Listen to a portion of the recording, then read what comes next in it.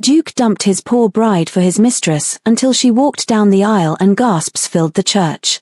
St. Jude's Parish Church had been standing at the edge of Bath's upper town since 1623, and in all of those 154 years it had hosted christenings, funerals, scandals barely disguised as weddings, and at least 2 events that the official church record described simply as irregular proceedings without further elaboration.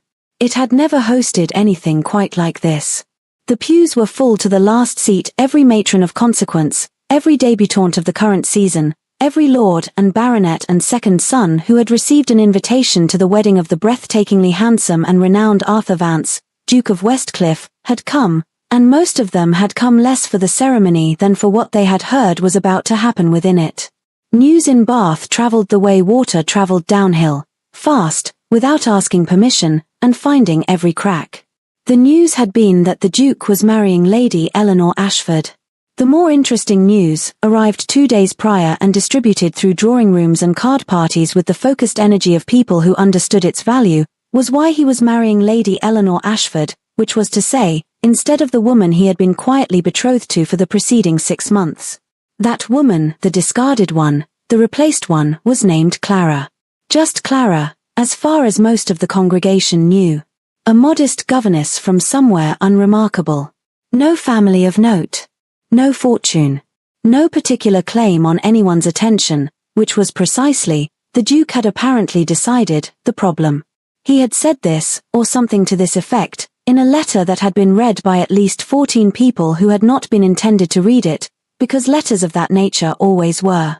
He had called her, the phrase that had lodged itself in Bath's collective memory and would not be dislodged, a penniless, common nuisance, and he had said it in writing, which was either very foolish or very confident, and time was currently determining which. Arthur Vance stood at the altar in a coat of dark velvet that had cost more than most men's annual income, with the posture of a man who had decided something and intended to be seen deciding it. He was, objectively, extremely handsome, in the severe, architectural way of a man who had been told this his whole life and had neither been helped nor particularly comforted by the information. His expression was the expression he wore in public, composed, certain, slightly cold. The expression of a man who believed the current arrangement of the world was correct. Beside him, in the front pew reserved for family, sat Lady Eleanor Ashford in a gown that was aggressively expensive and a smile that had not quite reached its eyes all morning. She was beautiful and knew it in the deliberate way, the way that required maintenance and attention and the constant awareness of being watched. She was watching the door. Everyone was watching the door. The flowers were lilies, which filled the vaulted space with the thick, sweet, slightly funerary scent that lilies produce in enclosed spaces. The light came through stained glass in columns of amber and blue. The vicar stood at the altar with the patient expression of a man who had presided over irregular proceedings before and had made his peace with this. The door opened. Not in the tentative, apologetic way of someone late. In the way of someone who had chosen their moment. The gasp that moved through the congregation was not a polite sound. It was involuntary, the sound of 200 people having their expectation replaced by something entirely different simultaneously, which is the kind of thing that bypasses good manners entirely. Clara walked down the aisle of St. Jude's Parish Church in a gown of ivory silk satin that caught the stained glass light and threw it back in silver. The fabric had been woven with silver thread, real silver, the kind that required a specific source and a specific budget, and it moved with her with the particular authority of something made for its purpose. On her head, placed with precision rather than ostentation, sat a diamond tiara. Not a decorative approximation. Diamonds, set in white gold, belonging to a lineage so old and so carefully absent from public life that half the congregation did not immediately recognize the crest worked into its setting. The other half did. Clara's face, and this was the detail that would be discussed over the most tea, in the most drawing rooms, for the longest afterward, was not the face of a woman in pain. It was not the face of a woman arriving to beg or to weep or to make a scene of herself for the satisfaction of witnesses. It was the face of a woman who found the entire situation genuinely, privately amusing, and had decided not to conceal this. She walked the length of the aisle at a pace that said she had somewhere to be but was not hurrying for anyone, and she did not look at Lady Eleanor, and she did not look at the congregation. She looked at Arthur. Arthur looked back at her. Hello, lovely. If you're enjoying this tale of hidden beauty and unexpected love, I'd be so grateful for a like or subscribe. It helps me bring you more stories where pain shatters and true character shines through. And if you'd like, tell me in the comments where you're watching from. I read every note, and your presence makes these stories come alive. His jaw was the jaw of a man whose composure had just made contact with information it was not equipped to process, and the result was a stillness so complete that the vicar, standing 2 feet away, later described it as the most absolute silence I have witnessed in a living man who was not in prayer. Clara reached the altar. She stopped. She looked at the flowers. "Lilies," she said, to no one in particular, in a voice pitched with the natural carrying quality of a woman who had spent years in rooms full of people louder than her and had learned to be heard without raising her volume. How original. Though I will say the arrangements are rather sparse for a duke's occasion. One would expect more from a man of your resources, Arthur. The florist clearly wasn't told to reach. Several people in the nearby pews produced sounds they immediately tried to disguise as coughs. Arthur said nothing. He was still processing. Clara turned to look at him fully, and whatever was in her expression, the amusement, the clarity, the complete and devastating absence of the shame he had apparently expected, it did something to his face that Lady Eleanor, watching from the pew, did not like at all. "Who," Arthur said, when he had located his voice, "are you?" It was, Clara thought, a genuinely interesting question. Given that he had offered to marry her 6 months ago, spent those 6 months in her company, and had then decided in writing that she was a penniless common nuisance, the question had several possible interpretations. "Lady Clara Sterling," said her brother Richard, from the aisle, where he had been walking 3 paces behind her and where he now stood with the calm, settled presence of a man who had been waiting for this moment with considerable patience. He was holding a document, several documents, bound in formal ribbon, bearing seals that the vicar, who was familiar with official papers, went noticeably still upon seeing. Sole heir to the House of Sterling. Daughter of the late Viscount Sterling and his wife, the Lady Margaret, of the Cornish Sterlings.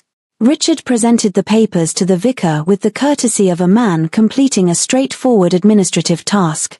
"The lineage documentation, if you need it verified." The vicar looked at the papers. He looked at Clara's tiara. He looked at Arthur. The church had gone completely quiet in the specific way that happens when 200 people all stop breathing slightly. Clara adjusted one glove, a small, unhurried movement, and looked at Arthur with the expression of a woman who has done something she has been planning carefully and is now interested to see how it lands. It had, by any observable measure, landed. 2. Arthur Vance had been a duke since the age of 24, which meant he had spent 14 years in the condition of being the most important person in most rooms he entered. He had learned to carry this with him the way a person carries height, not thinking about it, simply being it, the constant subtle adjustment of the world around him to account for his presence. He was not, currently, the most important person in this room. He was becoming rapidly aware of this. "Arthur," Lady Eleanor said, from the pew, in a voice that was attempting authority and producing something closer to agitation. "This is utterly. The flowers," Clara said, without looking at her, "really are quite sparse. I count 3 arrangements for the entire nave. For a duke's wedding in the parish church of Bath, I would expect at minimum 7. Perhaps 8, given the window alcoves." She tilted her head. Was there a budget consideration? 2 matrons in the second pew audibly failed to suppress their responses. Arthur found his voice properly, which took a moment longer than he would have preferred. "Lady Clara." He said it with the careful pronunciation of a man choosing each word like a man choosing his footing on uncertain ground. I was not informed." "No," Clara agreed pleasantly. "You were not. That was rather the point." Richard, beside her, had the expression of an older brother who had spent several months being told this plan would work by his younger sister and was currently experiencing the satisfaction of being right and having the grace not to say so immediately. "The House of Sterling," the vicar said, from the altar, in the quiet voice of a man reading aloud to make something real. "The Cornish Sterlings." He looked up at Arthur.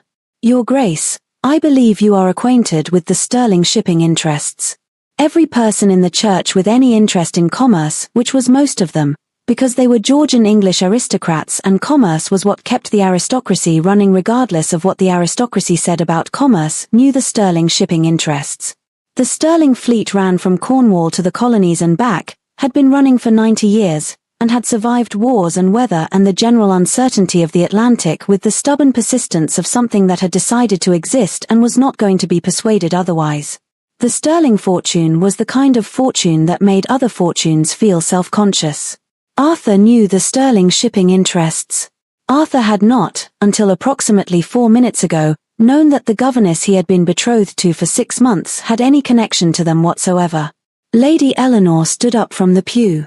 This was a mistake, though she did not know this yet. "This is a performance," she announced, to the church. "She's a fraud. She found a costume and a piece of jewelry and walked in here to cause a scene because she can't accept."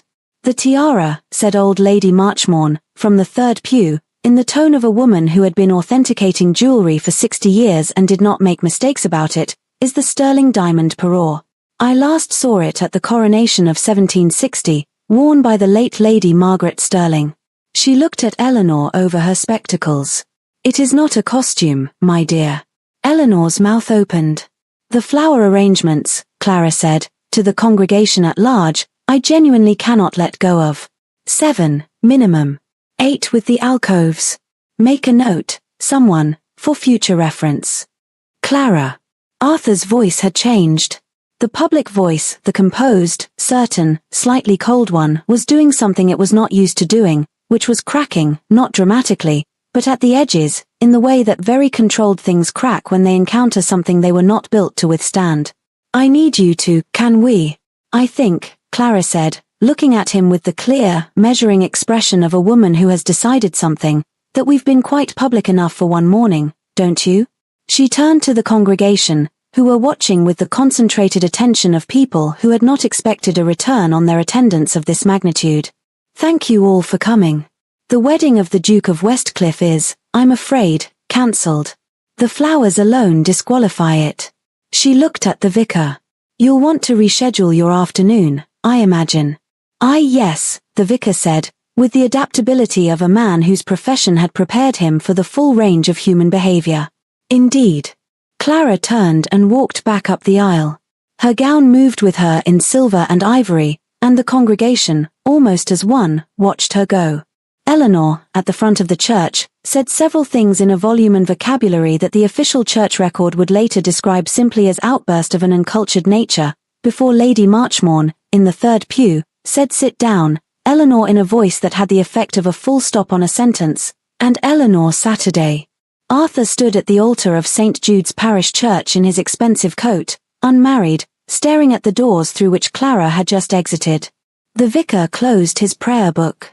"Shall I?" Penworth said. He had come as a guest, standing at the back, and had moved forward with the quiet competence of a man who understood his function in moments like this. "Bring the carriage around, Your Grace?" "Not yet," Arthur said.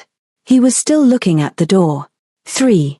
The estate at Thornfield Park, which was the principal sterling property in the county and which Arthur had not previously known existed, was precisely what the sterling fortune suggested it would be.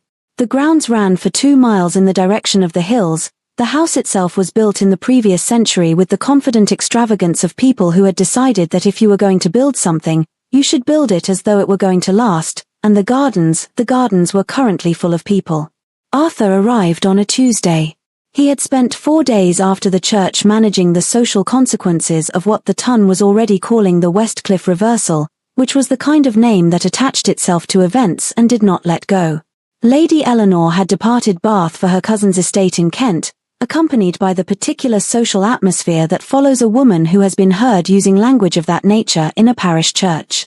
Arthur's solicitor had confirmed the sterling lineage 3 separate times, less because he doubted it and more because the scale of the sterling fortune required some time to comprehend. And then he had come here, because there was nowhere else logical to go. The garden party appeared to have been assembled with the specific purpose of making Arthur's arrival as publicly inconvenient as possible, which he suspected had been organized by Richard Sterling, who had the manner of a man who enjoyed logistics. There were at least 40 guests distributed across 3 lawn areas, a quartet playing under a cedar tree, a game of blindman's buff in enthusiastic progress on the south lawn, and he counted 6 young lords in various states of attempting to be charming in Clara's immediate vicinity. Clara was in the center of the main lawn in a dress the color of sage that suited her in a way the silver wedding gown had suited her differently, not as armor, but as herself, which was somehow more formidable. She was laughing at something one of the lords had said, a real laugh, the kind he recognized from 6 months of having it directed at him. It was currently not being directed at him. Richard appeared at Arthur's elbow with the unhurried precision of someone who had been watching the gate. "Your Grace," he said. "Sterling," Arthur said. "Clara is engaged until 3 o'clock, Richard said. "She has asked me to tell you that you're welcome to join the party and she'll speak with you when she's free. She's also asked me to tell you that Lord Pemberton is explaining his views on maritime law to her right now, and that you may find this relevant." Arthur looked at Lord Pemberton, who was young and had good teeth and was currently explaining something with considerable animation. "And what," Arthur said carefully, "is required to be spoken to before 3 o'clock. Richard's expression was that of a man who has been told by his sister exactly what to say in this situation and is following the instructions to the letter because he respects both the instructions and the outcome they are designed to produce. "Blindman's buff," he said. "They need another player." The blindman's buff game on the south lawn was presided over by a group of older guests, 6 women of the Lady Marchmorn vintage who had positioned their chairs in a comfortable semicircle and were watching the proceedings with the focused enjoyment of people who knew they were witnessing something worth watching. When Arthur appeared at the edge of the lawn, 3 of them said nothing but 4 of them smiled in the identical way. The handkerchief was produced. He wore it, because refusing would have been a different kind of humiliation. He played the game, blindfolded, on Clara's lawn, among her guests, reaching for people who moved neatly out of his way with the cheerful cruelty of people who were enjoying this enormously. He caught no one for 6 minutes. The older ladies applauded his efforts. Then someone was close, he could tell by the sound, and the air, and something less definable, and he reached, and caught a wrist, and knew immediately. He took the handkerchief off. Clara looked at him with her head slightly tilted and the expression he had spent 4 days thinking about, the one that was amused and clear and entirely unimpressed and somehow, despite being entirely unimpressed, still completely and ruinously engaged. "You caught me," she said. "Disappointing. I'm usually faster." "Clara," he said. The game had gone quiet around them, the other players finding reasons to be elsewhere with the helpful discretion of people who understood the moment. "I need to speak to you." "You are speaking to me. Privately." She looked at him for a moment. Then she extracted her wrist from his grip with a deliberateness that was not unkind but was entirely on her own terms. "After the dance," she said. "There's a country dance at 4. You'll partner me for it." He had not danced a country dance since he was 20. It showed in his face. "It has a figure where the partners hold hands," Clara said, with the mild interest of a woman sharing incidental information. "I've been told it requires a degree of coordination." She looked at him serenely. "I imagine you'll manage." She went back to her guests. He stayed for the dance. He was, as she had accurately predicted, not immediately graceful at the figures, and the older ladies watched with a satisfaction so thorough it was practically architectural. Clara danced with the ease of a woman in her own house doing something she enjoyed, and when the figure brought their hands together she gave no sign that the contact was anything other than the ordinary choreography of the dance. His hand disagreed, and he could not make it stop. 4.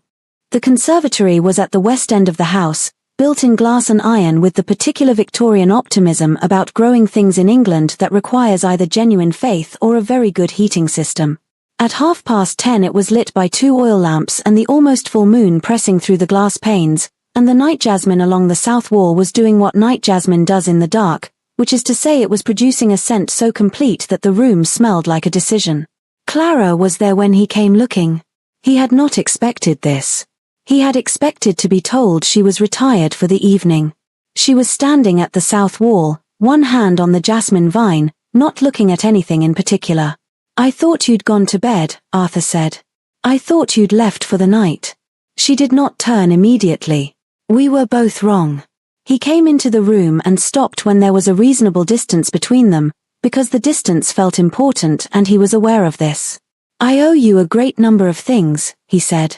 An explanation is the smallest of them, but I'll start there. Clara turned.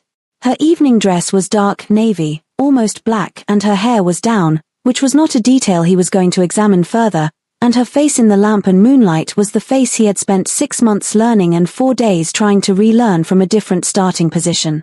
My father, Arthur said, left debts. Not public ones, he was meticulous about appearances. Private ones, owed to 3 men who had the patience to wait until he was dead, and I was the one who had to answer for them. He said it without the composure he usually deployed for difficult information, because the composure had not been working for him recently. The sum was, it would have taken the Westcliff estate 20 years to recover, under normal management. Eleanor Ashford's father offered to absorb the debt entirely, in exchange for the marriage. Clara said nothing. I agreed, he said.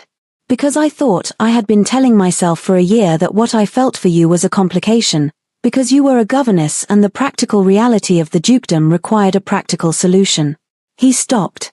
That was not honest. What I was actually doing was being afraid that what I felt for you was real, and that real things could be lost, and that was considerably more terrifying than a debt. You called me a penniless common nuisance, Clara said. She said it without heat, which was worse than heat, because it meant she was saying it as a fact rather than an accusation. Yes, he said. I know. In writing.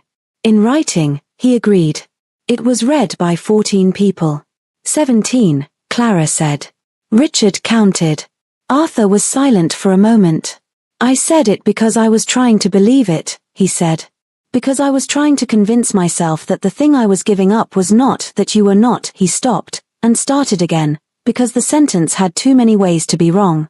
I was trying to make it smaller than it was. It was not small. And saying it did not make it smaller. It only made me the kind of man who says that sort of thing in writing. Clara was watching him with the assessing look, the one she had used at the altar when she had known something and he hadn't, except that now they were facing each other with roughly the same information and the assessment was of something different. You knew I wasn't wealthy, she said. When you proposed. You believed I had nothing. Yes. And you proposed anyway. The question was not rhetorical. He understood this. I proposed anyway, he said. Because you had spent 4 months telling me when I was wrong about things, and 3 months making me think about things I hadn't thought about, and 2 months making me laugh at dinner in a way I hadn't laughed since. He stopped again. Since before my father died. Yes. I proposed anyway. And then I unmade it because I was afraid, and I told myself a lie about why, and I put the lie in writing, and you walked down the aisle in silver thread and showed me the cost of it in front of 200 people. He looked at her. That was, for the record, extremely well done. Clara's expression shifted the smallest movement, a fracture in the careful surface. Richard planned the gown, she said. I planned everything else. It showed. He moved toward her, carefully, giving her time to decide whether the distance was closing, and stopped when he was close enough that she would have to choose to step back if she wanted space. She did not step back. Clara. I did not propose to a fortune. I did not marry the wrong woman and correct the mistake. I did not look at your brother's documents in that church and feel relief because you turned out to be wealthy. I felt the specific horror of a man who has just understood what he threw away, and then understood that he threw it away for reasons he invented because the truth was too frightening to act on. What is the truth? She asked. He took her hand. He turned it over and placed it flat against his chest, over the left side of it, where his heart was doing something that was not its usual measured pace. That, he said, is the truth. It has been doing that since you walked into the church. It was doing it, I would submit to you, considerably before that, and I was calling it something else because calling it what it was required a courage I apparently only developed in retrospect. Clara was quiet for a long moment. She could feel his heartbeat. He had made sure she could, because there was no argument with evidence of that kind, and he had been wrong about enough things recently that he was no longer willing to be uncertain when certainty was available. A duke, Clara said, slowly, must earn a sterling heart. I know. I am not going to give you everything back simply because you've explained yourself honestly. Honesty is the starting point. It is not the destination. I know that too. You will have to prove it, she said. Not to society. To me. Privately, consistently, over time, in the way that things are actually proved rather than performed. Yes, he said. And if you write anything about me again, Clara said, I will read it. Everything I write about you from this point forward, Arthur said, will be entirely suitable for public consumption. Her hand was still against his chest. She had not moved it. The jasmine was very present in the room. The moon through the glass panes was doing its considerable best. The two lamps threw their light in warm circles and left the edges of the conservatory in productive shadow. Good night, Arthur, Clara said. She removed her hand. She walked toward the door. At the door, she stopped. The dance figure, she said, without turning. The one where partners hold hands. A pause. You managed it adequately. She left. Arthur stood in the conservatory for a moment longer than necessary. Adequately, he said, to the jasmine. He was smiling when he said it. 5. The Royal Bath Assembly Ball was the event by which the season was measured and would be remembered, and this particular season was going to be remembered for some time. Lady Eleanor had returned from Kent. This was Arthur's first mistake, people would say afterward, not preventing it. His second mistake was failing to anticipate that Eleanor's particular combination of wounded pride and social ambition required an outlet, and that the outlet it had selected was Clara. She had spent a fortnight rebuilding her social position from the Kent setback, and she had done it with the specific, targeted focus of a woman who had decided that the problem was not her behavior at the church but Clara's orchestration of it. By the time the assembly ball arrived, she had a story, polished and distributed through 3 drawing rooms, that Clara Sterling was a fraud, a social schemer, a woman who had manufactured her own lineage papers and paid for a costume tiara to humiliate a duke who had seen through her. It was a durable story in the way that durable lies are durable not because they were true but because they were structured around a fear people already had, which was the fear of being deceived by appearances, and therefore they circulated with a momentum of their own. Clara arrived at the assembly ball in deep red, not the silver armor of the church, but something warm and definite, the color of a decision already made. Her tiara was the Sterling tiara again, because it was hers and she had decided she liked wearing it. Arthur was not with her when she arrived. He had not asked to escort her. She had not expected him to yet. She was at the edge of the main room, speaking with Lady Marchmorn and 2 of her allies, when Eleanor made her entrance. It was timed for maximum audience, the peak of the evening, the room at capacity, the music between sets so that voices carried. Eleanor positioned herself at the center of the room and said, clearly enough to be heard by the people nearest her, which was by design enough people. It is remarkable, isn't it, what a talented woman can accomplish with a borrowed tiara and a willing solicitor. I almost admire the audacity. She looked across the room at Clara. Almost. The room went quiet in the way that rooms go quiet when something is about to happen. Clara set down her glass. She did not move. She did not need to. Arthur moved. He had been at the far end of the room, talking to the Duke of Somerset, and he crossed the ballroom floor with the particular walk of a man who has made a decision and is carrying it. The room separated for him not because he asked but because something in his bearing made it obvious that this was not a social crossing but a purposeful one, and the room, which had seen a great deal in the past 3 weeks and was prepared to see more, made way. He stopped at the center of the room. He looked at Eleanor for a moment. Then he turned to face the room.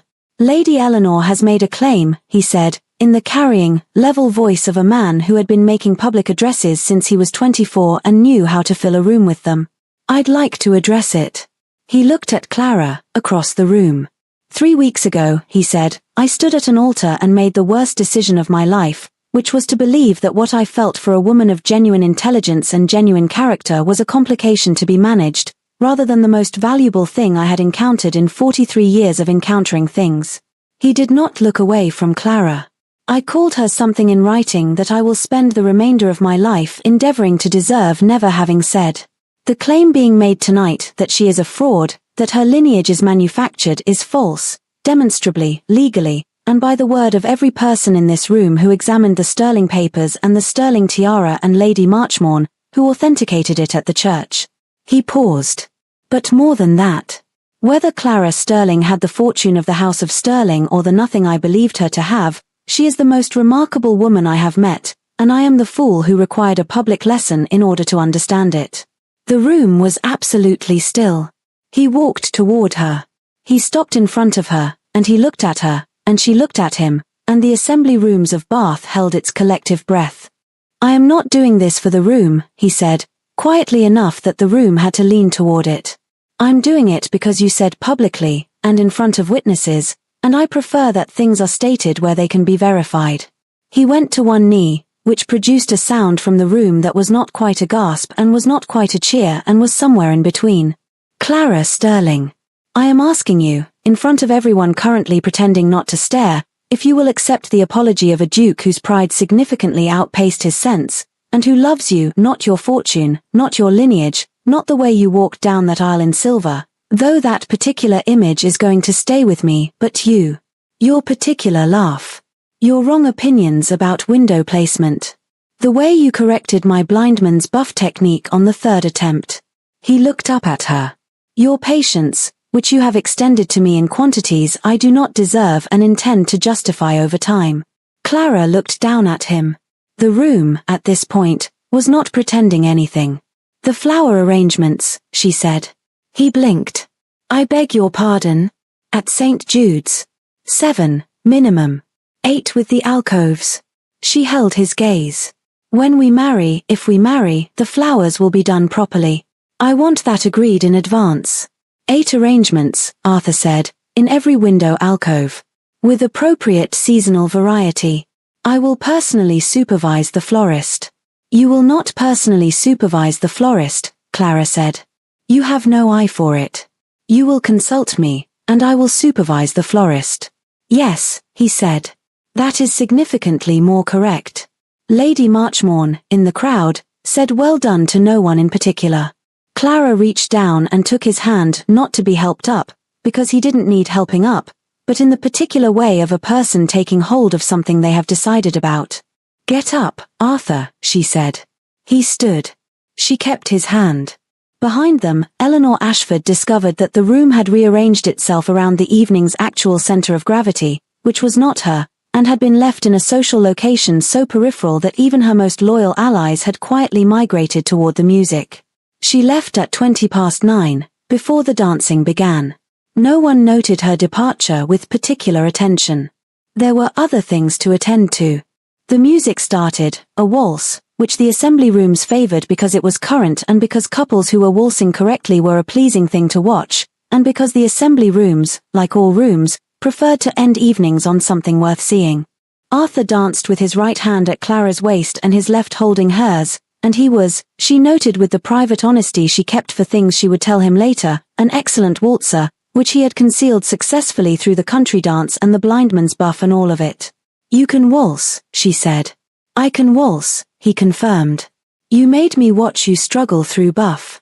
You made me play blindman's buff," he said, "on your lawn, in front of 6 elderly women who have not stopped smiling since. I considered us even." "We are not even," Clara said. "No," Arthur agreed. "We are not.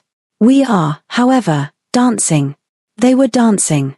The room watched, because the room had been watching since a woman in silver walked down an aisle and altered the shape of the evening, and the evening was not done with them yet, and the room was not done watching. Lady Marchmorn, in her chair by the east wall, watched the Duke of Westcliff lead one figure and then, when the music shifted, watched him follow his partner's lead on the next, with the easy, unforced grace of a man who had decided where he was going and was no longer in any hurry about the direction. "Took him long enough," she said, to her companion on the left. "They always do," her companion said. "Yes," said Lady Marchmorn, and picked up her tea, and watched, and was satisfied. "Has someone ever dismissed you and then watched the room disagree? Or have you ever waited, patiently, for someone to be brave enough to choose you properly? Tell me in the comments.